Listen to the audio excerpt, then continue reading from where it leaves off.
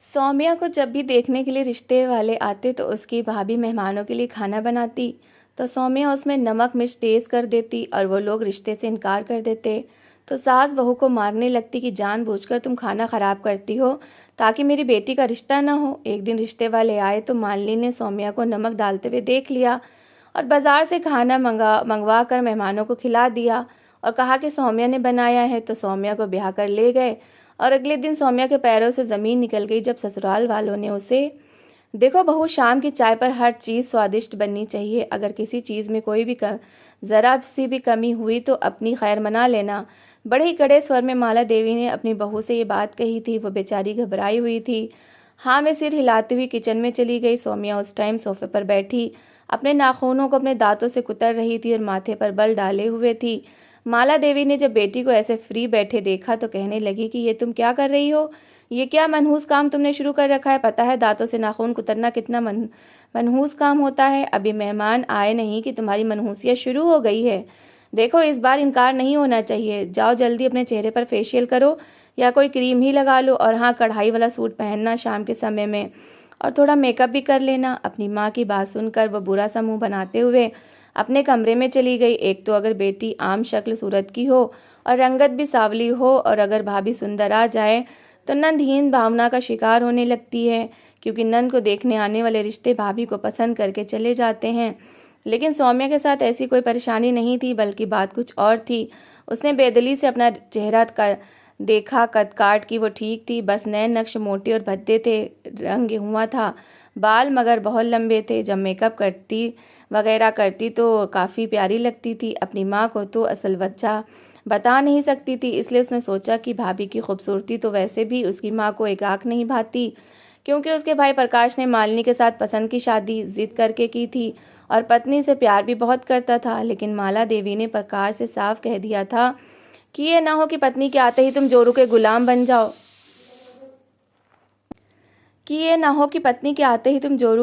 बन जाओ मैं इसलिए नहीं चाहती थी कि तुम्हारी पसंद की लड़की से शादी हो, क्योंकि जो भी पसंद से शादी करता है माँ और बहन को दुनिया के धक्के खाने के लिए छोड़ देता है और बस पत्नी के ही आगे पीछे चक्कर काटता रहता है। प्रकाश कहने लगा, मैं, ऐसी कोई बात नहीं है, मालिनी बहुत अच्छी लड़की है और वो घर को जोड़कर ही रखेगी। लेकिन माला देवी ने गीता पर हाथ रखवा कर प्रकाश से कसम ली थी कि वो शादी के बाद कभी भी माला और मालिनी के बीच में नहीं आएगा। वो मालिनी के साथ जैसा मर्जी व्यवहार करे, वो कुछ नहीं कहेगा और ना ही पत्नी के कहने पर अपनी माँ और बहन को छोड़ेगा।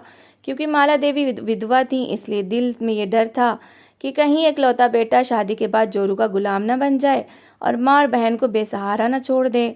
उस समय प्रकाश के सर पर मालिनी के प्यार का भूत सवार था, इसलिए उसने गीता पर हाथ रखकर कसम खा ली कि वो कभी भी पत्नी का साथ नहीं देगा। लेकिन शादी के बाद शामत मालिनी की आई थी, क्योंकि माला उसे चैन से रहने नहीं देती थी, हर काम में कमियां निकालती रहती थी। और मालिनी भी थी भी बड़ी सुंदर सी, सुलझी भी और कम बोलने वाली थी। कुछ माला देवी से बहुत डरती भी थी। प्रकाश उससे कह चुका था कि उसे हर हाल में उसकी माँ का दिल जीतना है। जैसे ही मालिनी ने शाम की चाय के लिए सारे पकवान तैयार करके फ्रिज में रख दिए तो वो कुछ देर के लिए अपने कमरे में आराम करने के लिए गई। तभी जल्दी से सौम्या किचन में गई तो पूरा किचन मालिनी साफ कर चुकी थी। उसने फ्रिज खोला तो समोसा का सारा पेस्ट उसने तैयार करके रखा हुआ था। मैदा भी गूंद कर रखा था, बस अब समोसे बनाने बाकी थे, जो उसने उसी समय बनाकर तलने थे जब मेहमान आते। सौम्या ने जल्दी से समोसे के पेस्ट में नमक मिर्च बहुत ज़्यादा तेज़ कर दी और दही बड़ों में भी उसने नमक ज़्यादा डाला और हिला के रख दिया। फिर खामोशी से अपने कमरे में चली गई। शाम को वो तैयार थी जब मेहमान आए थे। जैसे ही मेहमान आए, माला देवी ने बड़े अच्छे से उन लोगों का वेलकम किया था, क्योंकि वो लोग खाते पीते परिवार से संबंध रखते थे और माला देवी की 100% कोशिश थी कि सौम्या का रिश्ता वहाँ हो जाए। उन्होंने ड्राइंग रूम को भी काफ़ी सजा के रखा था। मेहमान माला देवी के व्यवहार से काफ़ी खुश हुए थे। फिर मालिनी भी कमरे में दाखिल हुई और मेहमानों से नमस्ते करने लगी। मालिनी को देखकर वो लोग मुस्कुराने लगे। बात की शुरुआत माला देवी ने की, फ़ौरन ही बता दिया कि ये मेरी बहू है। और माला देवी पहले ही मालिनी से कह चुकी थी कि तुम्हें ज़्यादा तैयार होने की ज़रूरत नहीं है, इसलिए वो बिल्कुल सादगी में थी। उसने बस नमस्ते किया, 2 मिनट बैठी और माला की नज़रों के इशारे को देखते हुए कमरे से बाहर चली गई। कुछ देर बाद ही सौम्या कमरे में आई थी और माला देवी ने अपनी बेटी की तारीफ़ों के पुल बांधने शुरू कर दिए। वो कहने लगी कि मेरी बेटी बहुत अच्छा खाना बनाती है, चाय का सारा इंतज़ाम इसी ने किया है। अभी हाल में ही मेरी बेटी ने बीए किया है और पूरा किचन इसी ने संभाल रखा है। मैंने तो बहू को अभी तक काम पर लगाया ही नहीं। हमारे यहाँ बहू को बहुत इज्जत दी जाती है और शुरू की शादी के 6 महीने तक किसी काम को हाथ नहीं लगाने दिया जाता। जैसे ही मेहमानों ने सौम्या की तरफ देखा तो देखने में वो उन्हें इतनी बुरी भी नहीं लगी थी। ठीक ठाक शक्ल सूरत की थी, लेकिन प्यारी तैयार हुई थी। लेकिन जैसे उन्होंने अपनी प्लेट में समोसे और दही भल्ले डालकर खाने शुरू किए तो फौरन ही प्लेटें वापस टेबल पर रख दी और पानी पानी कहने लगे और जल्दी से जग से पानी पी कर लेकर पीने लगे। वो कहने लगे, तौबा तौबा, आपकी बेटी ने तो इतनी मिर्चें डाली है कि कुछ भी खाया नहीं जा रहा, और दही भल्ले तो बिल्कुल कड़वे हैं, लगता है कि बहुत ज़्यादा नमक डाल दिया है। ये कहकर वो लोग खड़े हो गए और कहने लगे, बेशक आपकी बेटी देखने में अच्छी है, लेकिन ऐसे खाने तो हम नहीं बर्दाश्त कर सकते। वो लोग उल्टे पैर वापस चले गए। माला देवी उन्हें रोकती रह गईं कि प्लीज़ आप लोग रुके तो सही, मैं देखती हूँ कि मसला क्या है। लेकिन उन लोगों ने कुछ नहीं सुना और उल्टे पैर वापस चले गए। ये देखकर माला देवी का पारा हाई हुआ था। उन्होंने चिल्लाकर मालिनी को पुकारा। वो जो किचन में रात के खाने की तैयारी कर रही थी फौरन ही ड्राइंग रूम में आ गई। जब देखा तो मेहमान जा चुके थे और किसी ने भी कुछ नहीं खाया था। हालांकि उसने तो बहुत मेहनत से सब कुछ बनाया था। समझ में नहीं आ रहा था कि मेहमान इतनी जल्दी क्यों चले गए। सौम्या वापस अपने कमरे में जा चुकी थी और माला देवी का गुस्सा देखकर मालिनी का दिल मुट्ठी में आया था। वो मालिनी के पास आई और एक जोरदार थप्पड़ उसके मुंह पर मारा। वो कहने लगी, कमबख्त, तूने समोसे और दही भल्लों में नमक मिर्च तेज क्यों की? जानबूझकर तुमने ये दिखाने की कोशिश की है कि मेरी बेटी को कुछ भी नहीं बनाना आता और वो किसी भी लायक नहीं है। तुम्हारी वजह से आज मेरी बेटी का रिश्ता होते होते ख़त्म हो गया, क्योंकि तुमने नमक बहुत ज़्यादा डाला था। ये सुनकर मालिनी को अपने कानों पर यकीन नहीं आ रहा था। उसने तो सब कुछ चेक करके फ्रिज में रखा था। उसे तो पता तक नहीं था कि उसके कमरे में जाने के बाद हुआ क्या है। जैसे उसने समोसे खाने के लिए मुंह में डाला तो इतनी मिर्चें थीं जिससे उसे खांसी आने लगी, लेकिन उसने तो पेस्ट में इतनी मिर्चें नहीं डाली थीं। बाकी सब कुछ भी चक्कर वहीं रखा था जो वो की बिल्कुल ठीक था। उसे ये भी समझ नहीं आ रहा था कि आखिर ये हरकत की किसने है। उसने माला देवी से कहा कि माँ जी, ये सब मैंने नहीं किया, मैंने तो सब कुछ बहुत अच्छा बनाया था। तो वो कहने लगी, किचन में तो मुझे तुम्हारे अलावा कोई और नज़र नहीं आया और तुम्हें शर्म नहीं आती झूठ बोलते हुए? ये कहकर उन्होंने उसके दूसरे गाल पर भी थप्पड़ मारा था।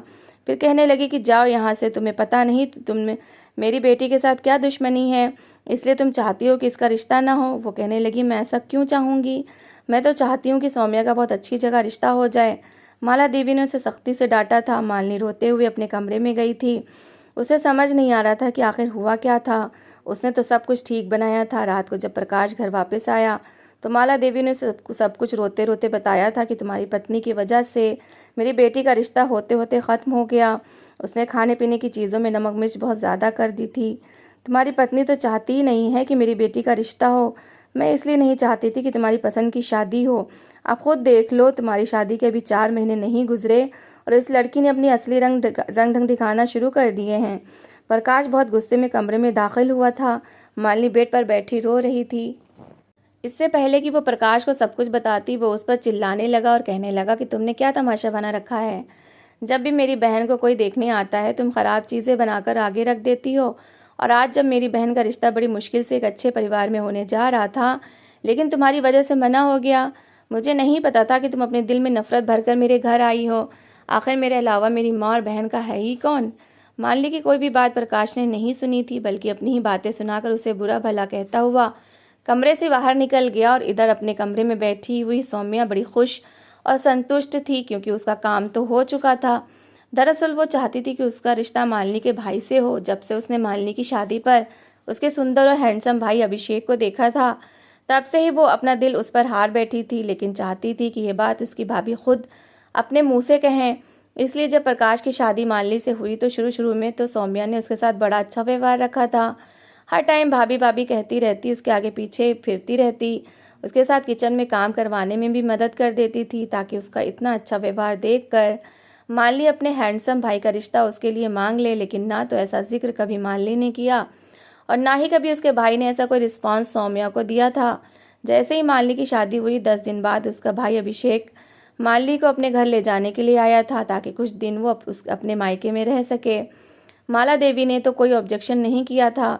वो कहने लगी, ठीक है, ले जाओ अपनी बहन को। ये कहकर वो अपने कमरे में चली गई। जब अभिषेक ड्राइंग रूम में बैठा था, वो मालिनी से कहने लगा कि जल्दी से अपने कपड़ों की पैकिंग करो और चलो वो अपने कमरे में चली गई। लेकिन सौम्या जल्दी से किचन में गई और अभिषेक के लिए चाय बनाई और ड्राइंग रूम की टेबल पर लाकर रख दी। अभिषेक ने थैंक्स करके चाय का कप अपने होठों पर लगा लिया, लेकिन अभिषेक के होश तो उस समय उड़े थे जब सौम्या उसके बराबर में बैठ गई। ये देखकर तो वो हैरत में आ गया था। वो कहने लगा कि आप ये क्या कहाँ बैठी हैं? तो वो कहने लगी, क्या हुआ, क्या मैं आपके पास नहीं बैठ सकती? आपको पता है मुझे मालिनी भाभी बहुत पसंद है और मैंने प्रकाश भाई की शादी मालिनी भाभी से करवाने के लिए अपनी माँ को बड़ी मुश्किल से तैयार किया है। वो तो बिल्कुल ही नहीं मान रही थी। अभिषेक उसकी बड़ी बातें बड़ी हैरत से सुन रहा था। वो कहने लगी कि मैंने बड़ी मुश्किल से अपनी माँ को तैयार किया।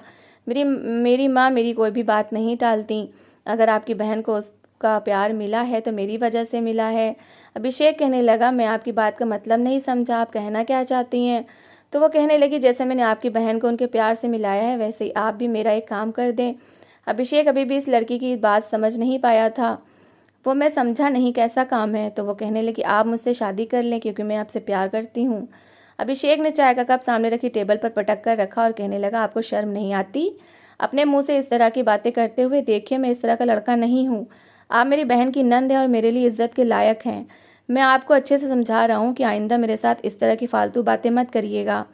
अभिषेक ने बहुत गुस्से से सौम्या से बात कही थी। सौम्या रोते हुए अपने कमरे में चली गई। कुछ देर बाद मालिनी अपना बैग लेकर आई तो अभिषेक बड़े गुस्से में था। मालिनी को घर ले जाने के बाद उसने सारी बात मालिनी से कह दी और साथ ये भी कह दिया, अपनी नंद का दिमाग साफ रखो तो अच्छा है। अब मैं तुम्हें लेने नहीं आऊँगा, पापा से कहूँगा वही तुम्हें लेने आ जाया करेंगे। उस लड़की का क्या भरोसा है, कल को मुझ पर कोई उल्टा सीधा इल्ज़ाम ही न लगा दे।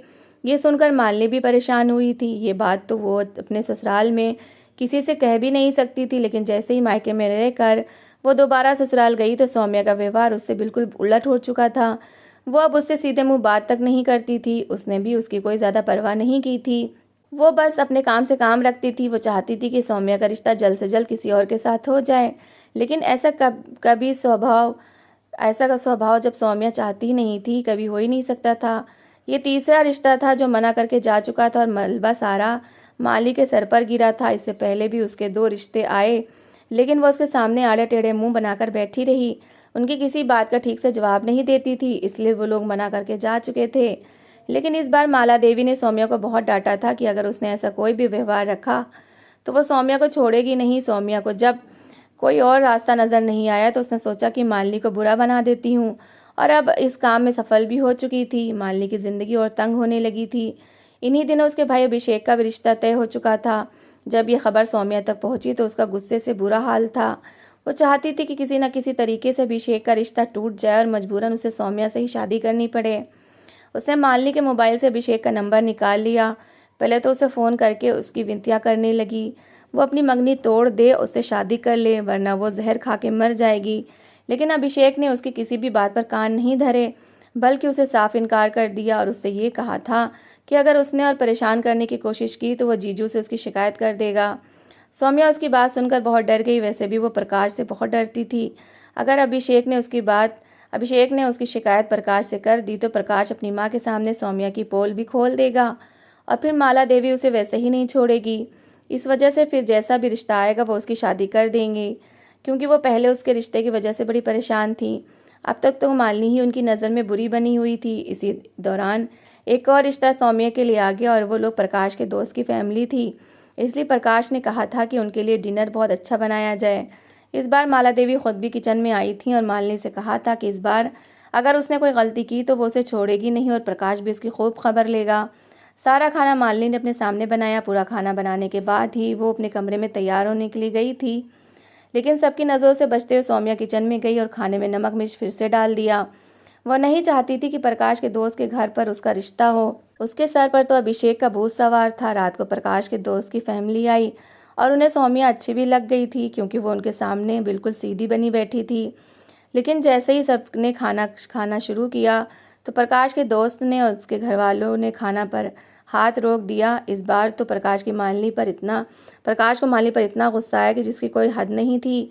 पहले तो सिर्फ माला देवी के कहने पर ही उसने सुना था कि मालिनी ने खाने में गड़बड़ की है, लेकिन अब तो खाकर भी देख लिया था। उसे अपने दोस्त के सामने बहुत शर्मिंदगी हुई। वो लोग कहने लगे कि हमें भूख नहीं है, हम फिर कभी आपके घर खाना खाएंगे। लेकिन इसके बाद वो घर पर भी बैठे भी नहीं और उठकर चले गए। इस बार मालिनी के मुंह पर पड़ने वाला थप्पड़ प्रकाश के हाथ से पड़ा था और उसने बहुत बुरा भला कहा था। वो कहने लगा कि अगर दोबारा तुमने ऐसी गलती की तो मैं तुम्हें डाइवोर्स देकर तुम्हारे घर भिजवा दूंगा। मालिनी को समझ नहीं आ रहा था कि आखिर उसके साथ ये सब करता कौन है। तभी उसने देखा कि सौम्या मुस्कुराते हुए अपने कमरे में गई थी। मालिनी समझ गई थी कि सारी शरारत सौम्या की है। वही नहीं चाहती थी कि उसका रिश्ता कहीं हो, इसलिए वो सब हरकतें कर रही थी। जब वो किचन से अपने कमरे में जा रही थी तो सौम्या किचन की तरफ गई थी। फिर मालिनी को अभिषेक का भी फ़ोन आ गया। उसने कहा कि तुम्हारी नंद मुझे फ़ोन करके बहुत परेशान कर रही है। वह मुझसे कहती है कि मैं अपनी मंगनी तोड़कर उसके साथ शादी कर लूँ। तुम प्लीज़ अपनी नंद को समझा लो, वरना मैं उसे बेइज्जत करके रख दूँगा। उस लड़की ने मेरी ज़िंदगी मुश्किल बना दी है। मुझे ये बताओ कि तुमने अपनी नंद को मेरा फ़ोन नंबर दिया तो दिया क्यों? मालिनी जो पहले ही प्रकाश के हाथों बेइज्जत होकर आई थी और अब अभिषेक उसे बेइज्जत कर रहा था, वो कहने लगी कि मैंने नहीं दिया नंबर, इस लड़की ने तो मेरी नाक में दम कर रखा है। जब भी कोई रिश्ता आता है तो मेरी पकाई हुई चीज़ों में नमक मिर्च तेज़ कर देती है और प्रकाश और मेरी सास मुझे बुरा भला समझते हैं। मुझे तो लगता है कि ये लड़की मेरा भी घर बर्बाद कर देगी। तो अभिषेक कहने लगा, मैं तुम्हें एक आइडिया बताता हूँ, जैसा मैं बताऊँ तुम वैसा करो, फिर ये लड़की तुम्हारा कुछ भी नहीं बिगाड़ सकेगी। फिर अभिषेक ने उसे प्लान समझा दिया।